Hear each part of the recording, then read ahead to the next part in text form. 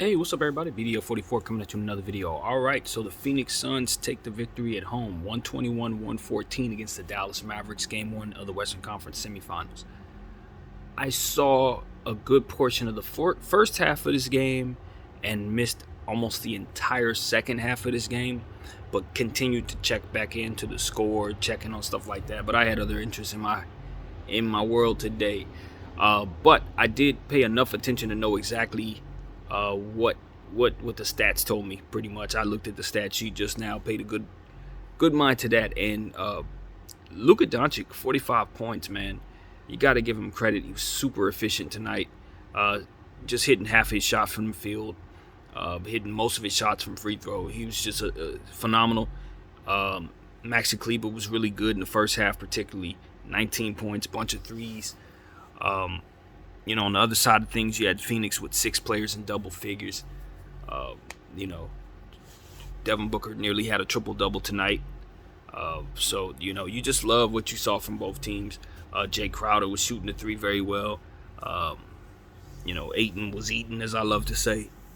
And Chris Paul was just carving them up. I think what it really comes down to is the Phoenix Suns did a fantastic job of jumping on the Dallas Mavericks early and carrying forth with good shooting through 3 quarters. Now, in the fourth quarter, Dallas turned it up. They turned up the defense, and they really allowed that to kind of fuel them. They got into more fast break points than you thought. They got into the paint more than the Phoenix Suns got into their paint, so that was really impressive. But, of course, they didn't win the glass tonight, so you want to see them kind of crash the boards, the Dallas Mavericks, that is, if you're on their side of things. I think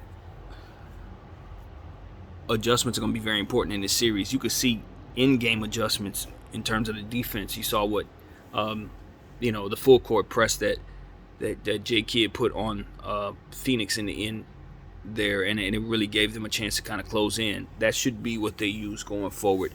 You have to be hyperactive on the defensive end. You have to control the pace, and you got to make a decision on Ayton. I would say shut him down, but I don't know if they have even the personnel to even do that. So it's a tall task for the Dallas Mavericks, but the good thing about it is, all things considered, if you would have had a good game from Jalen Brunson like you normally do, because he didn't have a really efficient night tonight, if he would have been himself, you like the chances the Dallas Mavericks had because they were so incredibly hot. Problem is, you can't expect them to stay hot like that. I don't know if their shooting is sustainable. So that's something that's really interesting.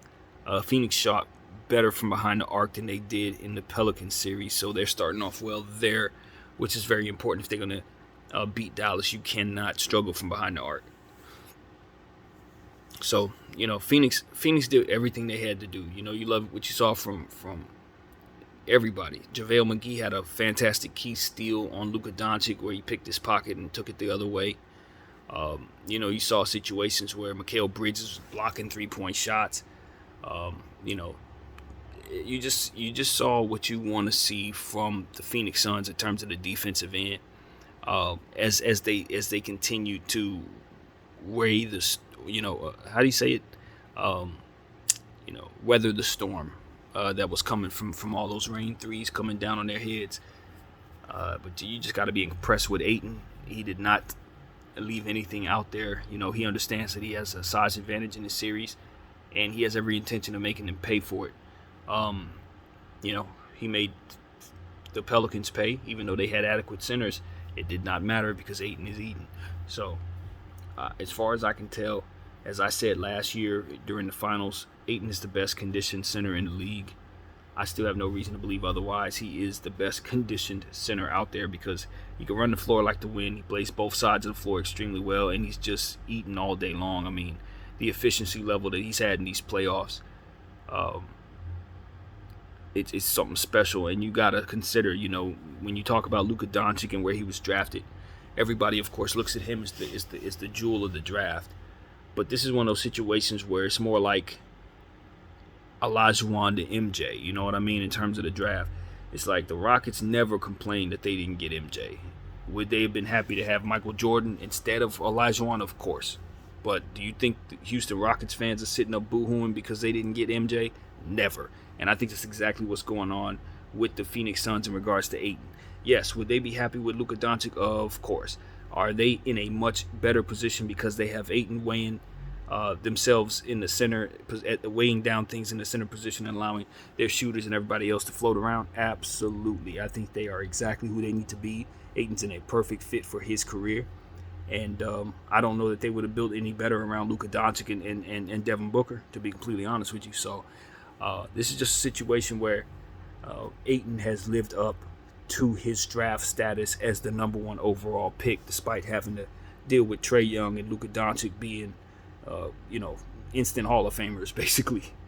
He's held down his end, and I'm sure he will earn, and he'll probably get a ring before those guys too, looking at how things are going. So that deserves its credit in and of itself. Chris Paul is a fantastic talent, continuing to show us his greatness.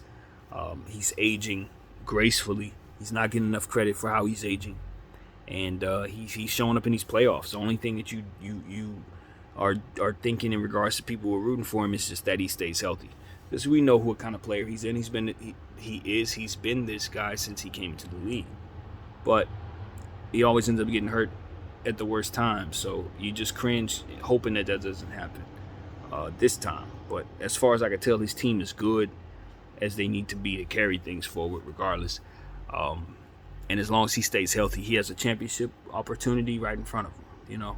Really very good one. So you just love what you see. I don't think Dallas is going to be able to slow them down. Looking at how things are going, Ayton is going to be able to do this every night unless they get him in foul trouble. He just takes the intrigue away from the series. If for some reason he's not involved in the series, I think this matchup is really good. I really do.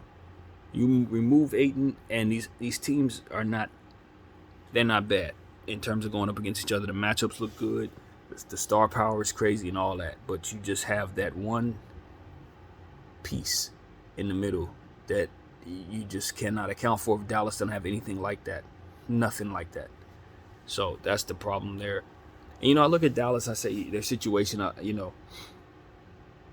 their cap situation is that of a team that put all of its emphasis on shooting the 3-ball and didn't really care for other elements of basketball so long as they just kept elite shooting everywhere.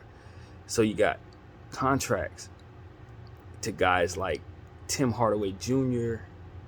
He's not playing in this series, but he's eating a good portion of their cap.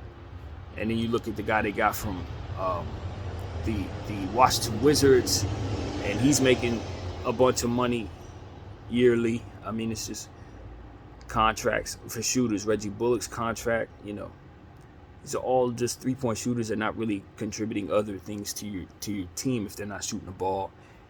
And I just feel like if you remove those contracts, you replace them with other types of pieces. You get them an adequate center that can do the things necessary. This is a team that, Luka Doncic can close any game he's in. You can go all the way. But they just have to let go of the affinity that they have for certain players that they keep in-house. And that's the thing about the Dallas Mavericks. They treat their roster like the Lakers treat the front office. Like the Lakers don't like letting go of anybody in the front office. Everybody in the front office is probably either play for the Lakers, work for the Lakers, or some type of Lakers affiliation. And I feel that way about the Dallas Mavericks. They tend to hold on to the Dwight Powells and players like that forever. Like ever and ever and ever. And they pay them and they won't improve those positions, or they'll just leave the player alone. And it's like you look up and Dwight Powell's just starting center going up against Ayton, and you're just not good enough. I'm sorry. He's a good center. He could play some defense. He could jump out the gym himself. But he ain't no way. I mean, it's Ayton, man. He's outclassed completely. So you just want to see Dallas shore that up.